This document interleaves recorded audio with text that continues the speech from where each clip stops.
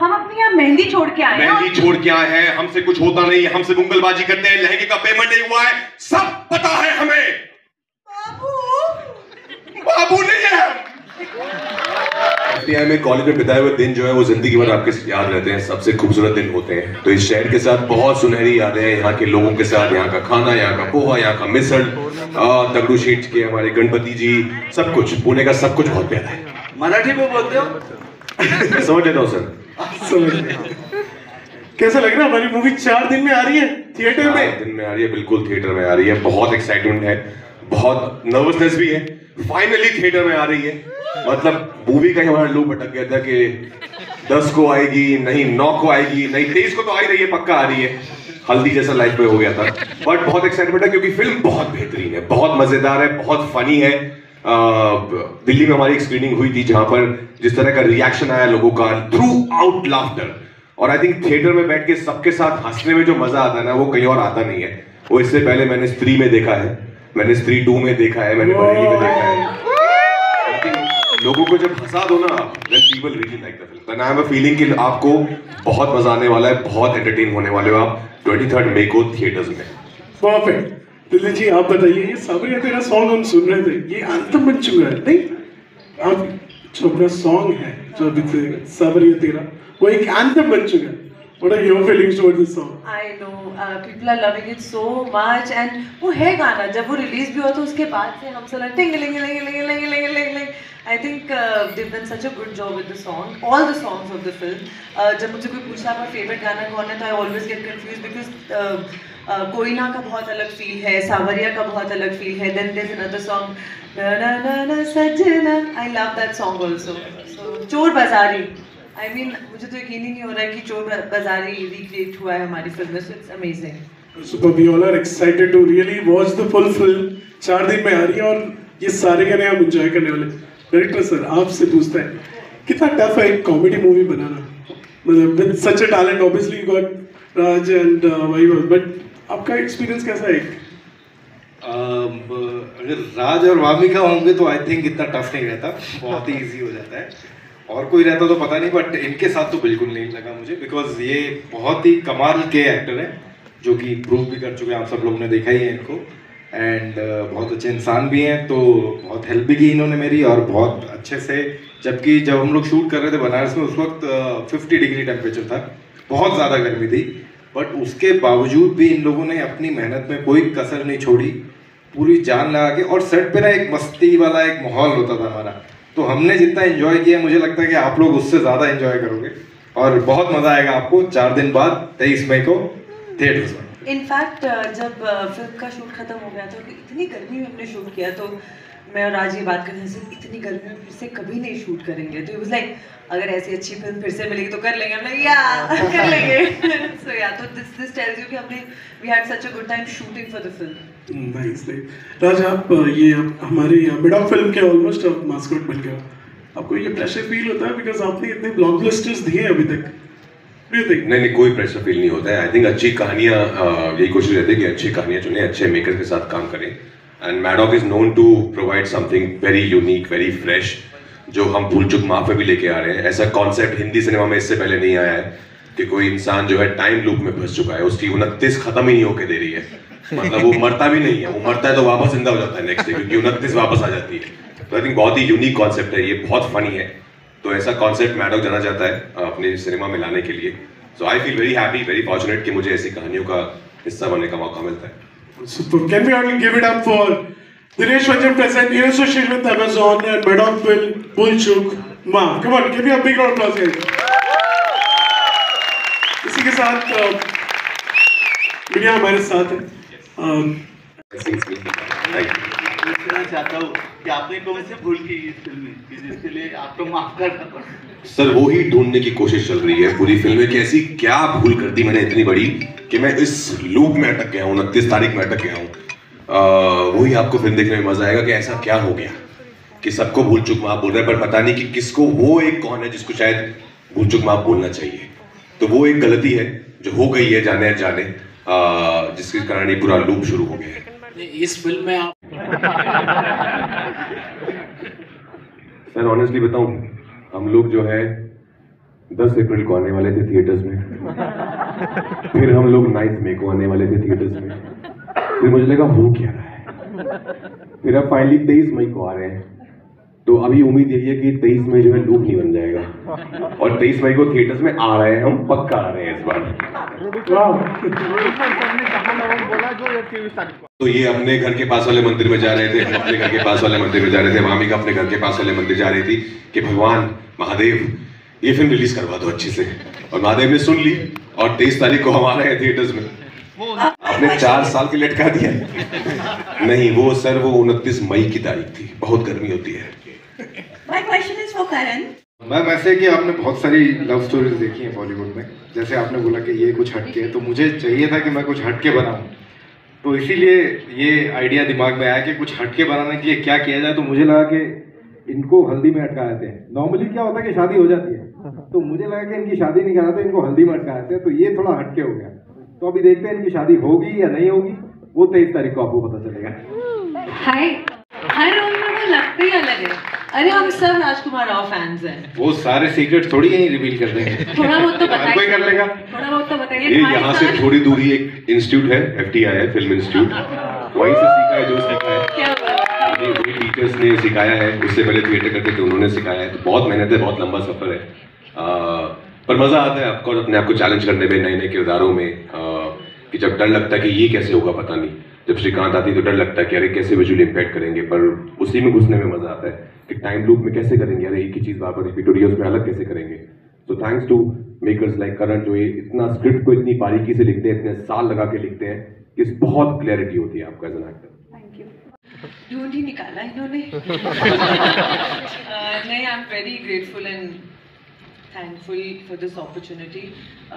मैं चंडीगढ़ से बिलोंग करती हूँ, और इवन जैसे why is Raj so inspiring, not just for his acting skills but also his journey, and I think I relate to him a lot. I mean obviously इनके जैसी इतनी उम्दा कलाकार तो नहीं हूँ अभी, लेकिन you know जिस बैकग्राउंड से मैं आती हूँ वो मेरे लिए अभी ये सब एक सपने की तरह ही है कि मुझे ऐसी अपॉर्चुनिटीज़ मिल रही हैं।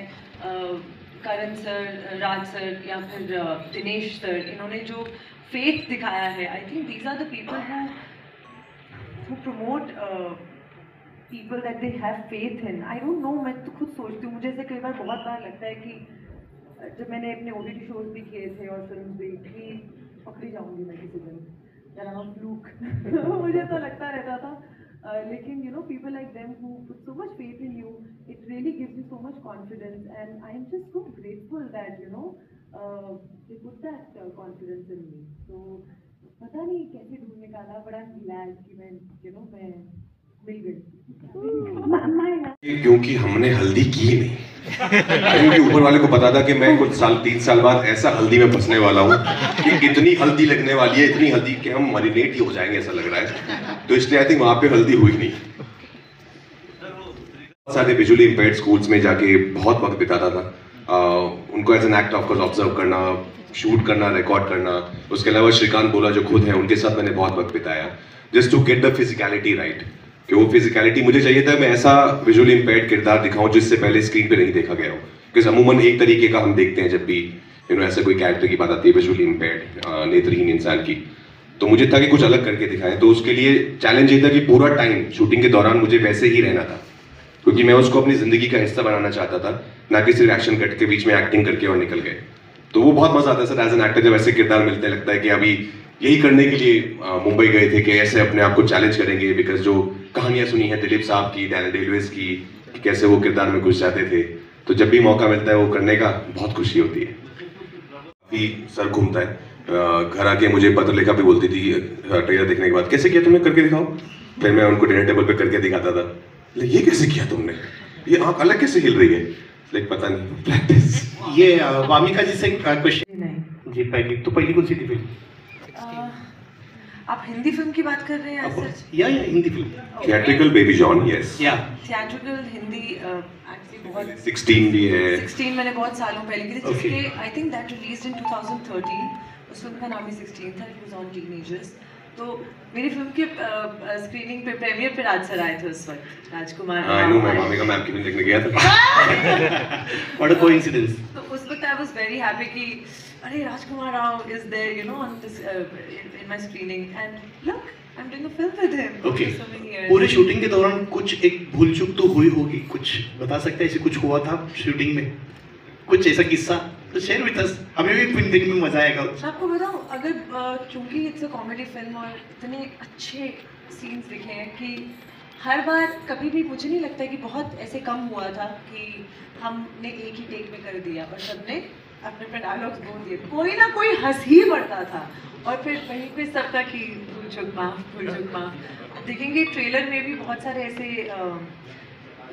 सीन्स हैं जिसमें शॉट्स हैं जिसमें इन्होंने बहुत इम्प्रोवाइज किया। तो जब भी इम्प्रोवाइज करते हैं ना, को बता नहीं सकती, उस वक्त आप हंसी नहीं कंट्रोल कर सकते और आपके दिमाग में ये चलता है ओ गॉड ये इतना अच्छा टेक हो रहा है कहीं खराब ना हो जाए, लेकिन वही भूल चूक हुई है, बट अदरवाइज बहुत अच्छा था। Thank you.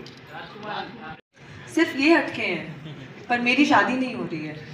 30 तारीख की वजह कैसे हो जाएगी? हाँ नहीं, क्योंकि मेरी 29 चल रही है तो उस 29 में इनकी भी जिंदगी अटक गई है, मेरे आसपास के सब लोगों की जिंदगी अटक गई है, तो ये इनके लिए जब भी उठती है लगता है कि ये तो आज ही तो पहली बार तो 29 आई है, लेकिन मेरे लिए वो 29 बार आ चुकी है। तो ये है जो टाइमलाइंस जंप कर रहे हैं लेकिन एक्चुअल में शादी हो नहीं पा रही है, तो अटके ये हैं लेकिन बजट में हम फंस गए हैं। हाँ ये फिल्म से लेकर अभी तक कभी भी ये सोच के मुंबई नहीं गए थे कि 100 करोड़ की फिल्म करनी है और 200 करोड़ कमाएगी मेरी फिल्म, 600 करोड़ कमाएगी स्त्री, कुछ पता नहीं था। ये था कि कोई एक पहली फिल्म दे दे यार, काम मिल जाए कहीं से। तो पहली फिल्म मिली, लगा यार ये तो आ गई, अभी कोई दूसरी को देगा कि नहीं पता नहीं, तो दूसरी आ गई। तो आई थिंक ये जो एक होता है ना कि यार ये काश ये चलता रहे सिलसिला, वो आई थिंक हम लोग बहुत कनेक्ट करते हैं उससे कि यार ये सिलसिला ना काम मिलता रहे, बस अच्छा काम। तो अभी भी यही है कि जैसे मैंने कहा श्रीकांत जैसी फिल्में, भूल चूक माफ, न्यूटन, स्त्री ऑल्सो इन अ वे, जब ऐसी फिल्म्स आती रहती हैं करियर में तो लगता है कि सब सही जा रहा है, बिकॉज एज एन एक्टर बहुत मजा आता है वो करने में। कोई फिल्म कितना पैसा कमाएगी ये किसी को नहीं पता होता, कोई नहीं लिख के दे सकता कि ये फिल्म ना तुम्हारी इतना करेगी। आपको एज एन एक्टर प्रोसेस को एंजॉय करना होता है, उसमें अपनी जान डाल देनी होती है ताकि घर जाके आप सुकून की नींद सो पाए कि मैंने अपना पूरा दे दिया इस फिल्म में। सर एकदम ऑनेस्टली बता रहा हूँ, जो लोग मुझे जानते हैं वो बता देंगे, मैं कभी ऐसा सोचता ही नहीं कि क्या बात है यार कब पहुंच गया, ऐसा कभी सोचता ही नहीं। मैं जैसे मैंने कहा I live in the moment. मुझे जो फिल्म शुरू होने वाली होती है या जो मैं कर रहा होता हूँ सारा ध्यान सारा फोकस उसी पे होता है। शूट खत्म करके मैं अपने घर जाता हूँ, बहुत प्यारा सा हमारा एक घर है, हमारी छोटी सी दुनिया है, हमारा एक परिवार है और मैं बहुत खुश रहता हूँ जिंदगी में। मैं कुछ मुड़ के नहीं देखता, ना मैं आगे देखता हूँ, मैं जहाँ हूँ मैं वहीं देखता हूँ कि ये मेरी ज़मीन है और ये ज़मीन मेरी है। कि ये स्क्रिप्ट के दायरे में रह के इम्प्रोवाइज करते हैं और जो भी इम्प्रोवाइज करते हैं ना ये इसलिए नहीं करते कि मेरे को आगे दिखना है, ये इसलिए इम्प्रोवाइज करते हैं कि चीज अच्छी बने। तो इसलिए मेरे को भी मजा आता है। कभी कभी तो मैं इनको बोल देता हूँ अरे क्या करने वाले मेरे को बता दो, मैं खुद कंफ्यूज हो जाता हूँ। क्योंकि क्या होता है कि मल्टीपल टेक्स होते हैं, हम लोग वाइड लेते हैं, क्लोज लेते हैं, ये लेते हैं, वो कभी कभी वो उनका बम कब फट जाए पता नहीं, तो मुझे प्रिपेयर रहना पड़ता था कि मैंने कहा नहीं ठीक है, but he is a wonderful, both of them are damn good, beautiful. नहीं, बट अगर इनको कई बार लगता है कि कोई और भी कुछ कर सकता है तो ही always helps, so that's really nice. और दूसरा मजा क्या आता है ना कि जब आप फिल्म में थोड़ा इम्प्रोवाइजेशन का स्कोप रखते हो ना तो चीजें बहुत निकल के आती हैं। नहीं तो क्या होता है हम लोग तो पन्नों पे लिख देते हैं, अब वो लिखी हुई चीज में और ऑन द स्पॉट वाली आनी चीज में बहुत फर्क होता है। हेलो राजकुमार सर, तभी बना रहा था कि FTI कैंपस हमने क्रॉस किया था। अच्छा ये देखो ये हमारा कैंपस है, ये वो कृष्णा कैफे है, रेस्टोरेंट जहाँ हम खाना खाते थे, जहाँ पता नहीं क्यों बिन बात के हमारी लड़ाइयाँ होती थी बाकी लड़कों से फॉर नो रीजन कि कोई देख रहा है, तू क्या देख रहा है, तू क्या देख रहा है, तू क्या देख रहा है। आई थिंक जवान खून गरम खून बेकार में, बट आई थिंक बहुत किस्से उस कैंपस ने, उस इंस्टीट्यूट ने बहुत सिखाया है हमें। जैसे मैंने कहा वो 2.5 साल जिंदगी के सबसे खूबसूरत साल है, बारिंग माई रिलेशनशिप विद बतुरलेखा, पर बहुत मजा आया उस कैंपस में। बहुत फिल्म्स देखी, बहुत सीखा, जितना भी इंटरनेशनल सिनेमा देखा, अपना हिंदी सिनेमा को जो एक्सप्लोर किया, रीजनल सिनेमा को एक्सप्लोर किया, वो सब वहीं पे किया। तो बहुत यादें हैं, कैंटीन की बहुत यादें हैं, सिंहगढ़ की बहुत यादें हैं। सिंहगढ़ जाते थे, सीगढ़ किला ट्रैक करने जाते थे, हनुमान टेकरी ट्रैक करने जाते थे, तो बहुत अच्छी है।